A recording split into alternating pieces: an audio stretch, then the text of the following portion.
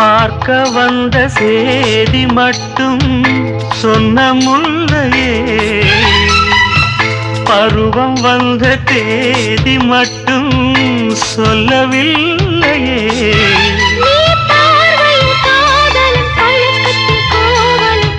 சொல்லவில்லையே.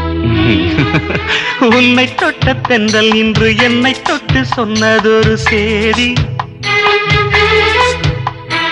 உள்ளுக்குள்ளே ஆசை வைத்து தள்ளி தள்ளி போவதென்ன நீதி?